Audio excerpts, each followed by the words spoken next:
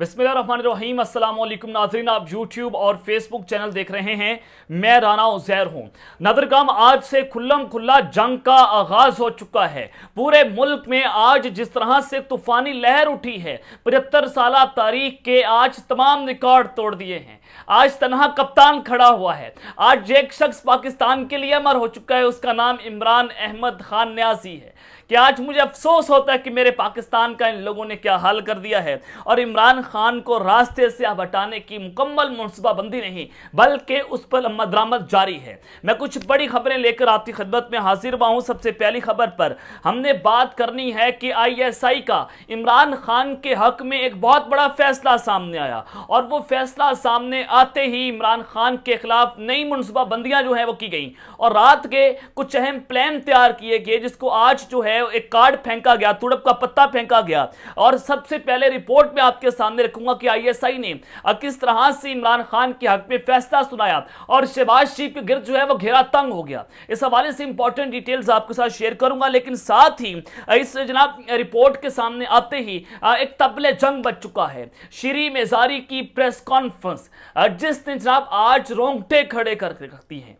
शीरी मेजारी के बाद फिर फयाजुल हसन चौहान आते हैं, उनकी तूफानी प्रेस कॉन्फ्रेंस, और जो उनकी आउट ऑफ द वे जो प्रेस कॉन्फ्रेंस हुई है उसने जब आज सवालिया निशान खड़े कर दिए हैं। उसका मुकम्मल पोस्टमार्टम करूंगा और उसका मुकम्मल बैकग्राउंड आपको मैंने बताना है। प्रेस कॉन्फ्रेंस तो आपने सुन ली, लेकिन जो बिहाइंड द सीन चीजें हुई हैं, जो अहमद मीर ने आज इंकशाफात किए हैं, वो बहुत लर्जाखेज है कि किन हालात में इन लोगों को रखा गया और फिर उनके प्रेस कॉन्फ्रेंस करने पर उनको मजबूर किया गया। अगली बारी किसकी है? शाह महमूद कुरैशी, फवाद चौधरी और असद उमर कि क्या होने जा रहा है, हालात किस नहज पर जाएंगे, इस पर बात करना इस वक्त बड़ा जरूरी बन चुका है। और जनरल आसिम मुनीर थप चुके हैं। इमरान खान का और जनरल आसिम मुनीर का हंगामी राब्ता, इस हवाले से भी अहम तरीन तफसीलात आपके सामने रखूंगा। लेकिन अगर आपने चैनल को सब्सक्राइब नहीं किया, चैनल को आपने सब्सक्राइब कर ले, बेल आइकन को दबा दें। आने वाली तमाम तरह अपडेट्स आपकी खिदमत में बर वक्त पेश होती रहे। नादरका में एक चीज बड़ी वाज़े कर लें, पाकिस्तान तरीके इंसाफ का मतलब है इमरान खान, और इमरान खान का मतलब है पाकिस्तान तरीके इंसाफ। चाहे जो मर्जी छोड़ जाए, आप मुराद सईद जो है वो इमरान खान का जानिसार है, वो नहीं छोड़ेगा, मुझे इस चीज का 100% यकीन है। शाह महमूद कुरैशी छोड़ जाए, असद उमर छोड़े, शीरी मेजारी छोड़ की, फयाजुल हसन चौहान छोड़ जाए, जो मर्जी छोड़ जाए, इमरान खान का नाम है पाकिस्तान तरीके इंसाफ। और PTI इस वक्त पाकिस्तान है, वो सबसे बड़ी जमात है। वो 20 करोड़ उसका एक वोट बैंक जब नजर आया तो उसको जनाब क्रश करने की पूरी मनसूबाबंदियां तैयार की जाती हैं। लेकिन जहां पर इमरान खान खड़ा होगा वो PTI होगी। जितनी मर्जी लोग PTI बना लें, जो मर्जी जमातें बना लें, जितनी मर्जी जमातें मैदान के अंदर उतार लें, जहां पर इमरान खान खड़ा होगा कौम वहां पर खड़ी होगी। कौम उसकी आवाज से आवाज बुलाएगी। वो लोगों की दिलों की धड़कन बन चुका है, वो लोगों की दिलों की आवाज बन चुका है, वो पाकिस्तान की कौम की रेड लाइन बन चुका है। जब वो रेड लाइन बना तो जनाब उसके बाद हालात खराब हुए, और जनाब आपने देखा कि क्रैकडाउन शुरू हो गया, पाकिस्तानियों को घरों से उठाया गया। आकाश में दुश्मन का बेटा होता और मुझे 3 पीस सूट पहनाकर जो है वो वाघा बॉर्डर के जरिए हिंदुस्तान के हवाले किया जाता, और काश मैं दुश्मन का बच्चा होता तो जनाब मुझे चाय पूछी जाती और फिर मैं कहता टी वाज फैंटास्टिक। लेकिन मैं अनफॉर्चुनेटली इस पाकिस्तान का बेटा हूं, और इसलिए मुझे नंगा किया जाता है, इसलिए मुझे मारा जाता है, इसलिए मेरा सॉफ्टवेयर ब्रेड किया जाता है, और इसलिए मुझे जान की बाजी हारना पड़ती है। और मैं पाकिस्तान का बेटा हूं तो इसलिए इमरान खान पर हमले होते हैं। मैं पाकिस्तान का बेटा हूं इसलिए अरशद शरीफ आपके सामने है। मैं पाकिस्तान का बेटा हूं इसलिए इमरान खान रियासत की मिसाल आपके सामने है। तो जनाब इस वक्त बड़ा दर्द है। रियासत तो मां जैसी होती थी, लेकिन आज रियासत का जो मैंने सलूक देखा, एक मां का सलूक देखा, तो यकीन करें मेरा कलेजा फटा। मैं रोना शुरू होगा कि आज मेरे पाकिस्तान के साथ क्या हो रहा है। आज मैं कुछ दर्द भरी बातें आपसे करूंगा, आज मैं कुछ आपके साथ दिल की बातें करूंगा कि मेरा पाकिस्तान कहां जा रहा है। इस वक्त एस्टैब्लिशमेंट, जुडिशरी, किसी को पाकिस्तान की परवाह नहीं। एक शख्स इनके टारगेट पर, उसका नाम इमरान खान है। इमरान खान के खिलाफ आप ऐसा कर रहे हैं। वो शख्स जिसने जनाब पहले 22 साल पाकिस्तान को रिप्रेजेंट किया, फिर वो सियासत में आया, उसने गालियां सुनी, वो वज़ीर-ए-आज़म बना, उसने काम करी, जदोजहद की, और आज वो पाकिस्तान के लिए अपना काम कर रहा था, लेकिन जनाब आपने उसको रास्ते से हटा दिया। तो जनाब आपको जिनाह हाउस का तो दर्द है, आपको 9 मई के वाक़यात का तो दर्द है, और होना भी चाहिए। लेकिन क्या आपको उस वक्त दर्द नहीं हुआ था जब कैप्टन सफदर ने जिनाह की कब्र के बाहर खड़े होकर उनकी कब्र के सामने एक नारेबाजी की थी और पाकिस्तान के खिलाफ नारेबाजी की थी? क्या आपको उसको दर्द नजर नहीं आया था जब मरियम नवाज ने कहा कि दहशतगर्द दिया, इसके पीछे वर्दी, आपको नजर नहीं आया था जब नवाज शरीफ ने बाहर से बैठकर पाकिस्तान की कौमी इदारों के ऊपर सवालिया निशान उठाए, पाकिस्तान की जनाब उन्होंने एटमी तनसीबात की जो खुफिया मालूमात उनको लीक किया, क्या आपको उस दर्द जो है वो नजर नहीं आया था? ये जनाब इस वक्त बड़ा सवालिया निशान है।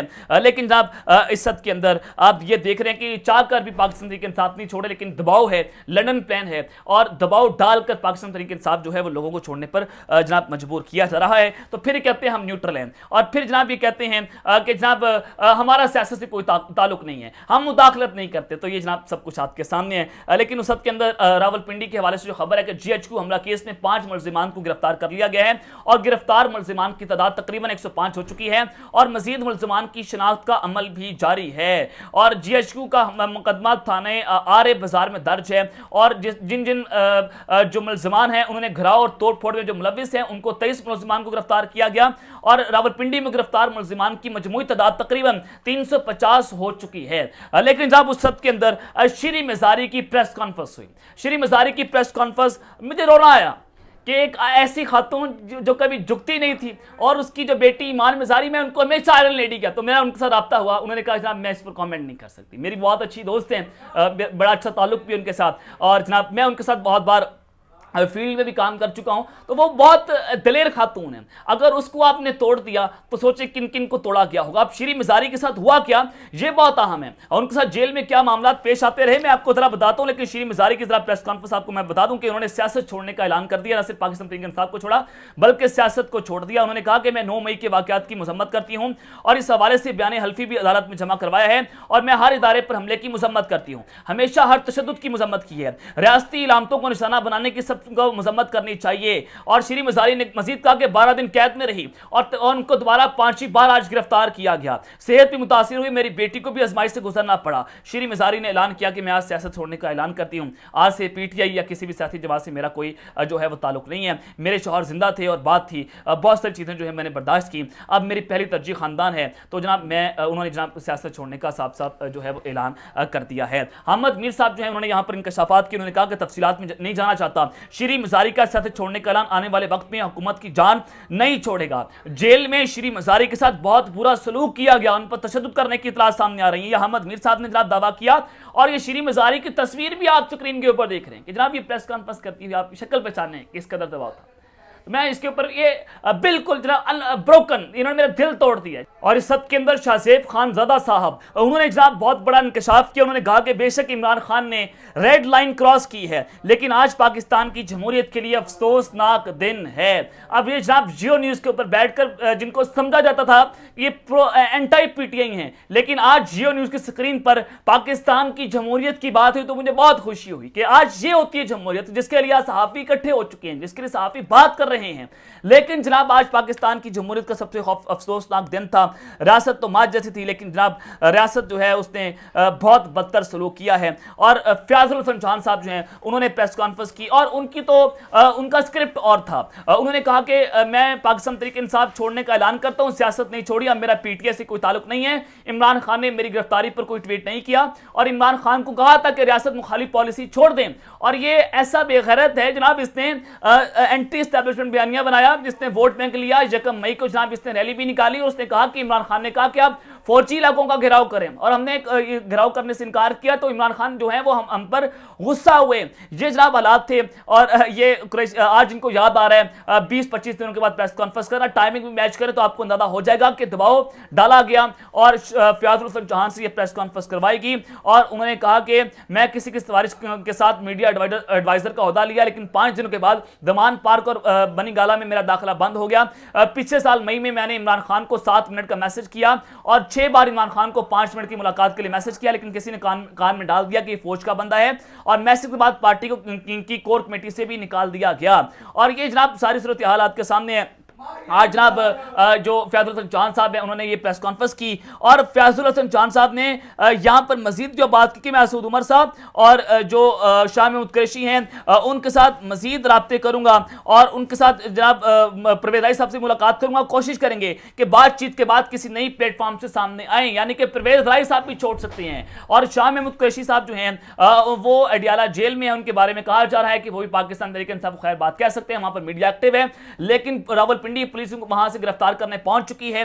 तो जैसे वो वहां से निकलते हैं तो क्या वो पार्टी छोड़ेंगे या फिर गिरफ्तार होंगे, ये कुछ ही दिनों लम्हों के बाद आपको पता चल जाएगा कि वो मामला किस जानिब जा रहा है। लेकिन असद उमर साहब जो हैं वो भी छोड़ सकते हैं। वाजपेयी साहब ने अंडरटेकिंग लिखकर दे दिया है, तो उनके भी जाने के चांसेस जो हैं वो बड़े वाज़ेह हो चुके हैं।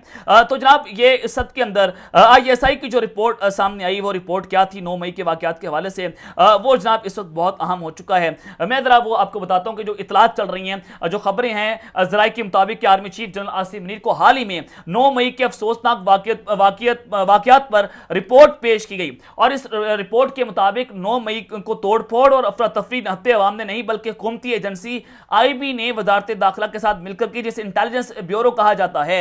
और इस रिपोर्ट में मजीद कहा गया कि इसमें वजारत दिफा का किरदार का भी जिक्र है और उम्मीद है इस मामले की मुकम्मल तहकीकात होंगी और आर्मी चीफ असल जिम्मेदार को कैफरे किरदार तक पहुंचाएंगे जिन्होंने अवाम और फौज को लड़वाने की आपस में कोशिश की, और चाहे वो कोई भी हो, किसी भी सियासी जमात से ताल्लुक रखता हो। तो जनाब ये सारा मामला है। और इमरान खान के हक में ये IB ने रिपोर्ट दी कि जनाब इमरान खान साहब का इससे कोई ताल्लुक नहीं था, लेकिन 98% मीडिया जो है वो इसको गलत तरीके से गलत रंग दे रहा था। तो खबरें कुछ और चलती रही, पाकिस्तान मुस्लिम की नमाज ये पूरी साजिश चला रही थी। तो ये इस वक्त जनाब खबरें चल रही हैं, ये दराई हमें बताते हैं। लेकिन जनाब जो आज पाकिस्तान के साथ हुआ वो तो इंतहाई अफसोसनाक है और पाकिस्तान की तारीख का ये इंतहाई आज ब्लैक डे है कि जिस तरह से ताकतवर जो है वो ताकत का बेदरेग इस्तेमाल कर रहे हैं। पाकिस्तान में मार्शल लग चुका है, जुडिशल मार्शल नहीं बल्कि मिलिट्री मार्शल आज लग चुका है और टेक ओवर कर लिया गया है।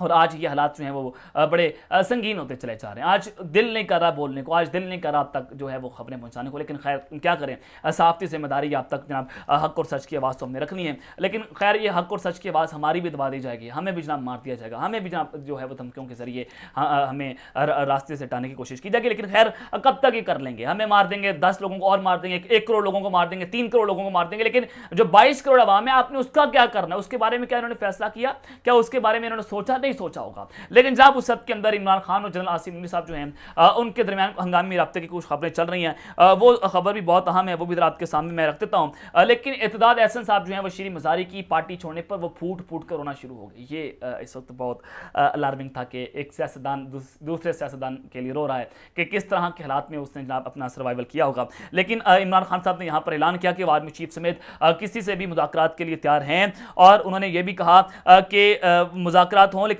ताली जो है वो दोनों हाथों से बचती है। और बरतानवी मीडिया से गुफ्तगू करते हुए इमरान खान साहब ने कहा कि खदशा है कि यहाँ बात करने की कोई वैल्यू ही नहीं है। मौजूदा सूरत हाल में वज़ीर आज़म जो हैं वो गैर मुतल्लिक हैं और इमरान खान का कहना था कि उनके बेटे उनके लिए फिक्रमंद हैं, बेटों का न सिर्फ उनके कत्ल बल्कि जेल में जाने का भी खौफ है। और इमरान खान ने कहा कि मैं एक सियासतदान हूँ, आर्मी चीफ इस्टेब्लिशमेंट समेत किसी से भी मुज़ाकरात चाहता हूँ लेकिन ताली दोनों हाथों से बचती है और मुझे खदशा है यहाँ पर कोई बात करने के लिए तैयार नहीं है। और उन्होंने ये भी कहा कि मुज़ाकरात के जरिए सियासतदानों को इख्तलाफात जो हैं वो दूर करने चाहिए, ना कि बंदूकों के जरिए। मैंने सिर्फ ये कहा था कि इस्लामाबाद हाईकोर्ट के हाथे से उठाया गया, अगवा किया गया तो ये पुलिस ने नहीं आर्मी ने किया था। मैंने सिर्फ यही कहा था कि उनकी मर्जी के बगैर ये नहीं हो सकता था, यह हकीकत है, लेकिन मैंने कोई तज़ीक अमेज बयान नहीं दिया था।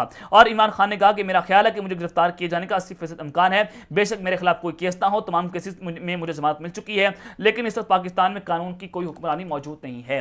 ये आज इमरान खान साहब ने बड़ा वाज़ेह बता दिया। अब तक के लिए अपना ख्याल रखिएगा। अल्लाह ने के बाद पाकिस्तान जिंदाबाद।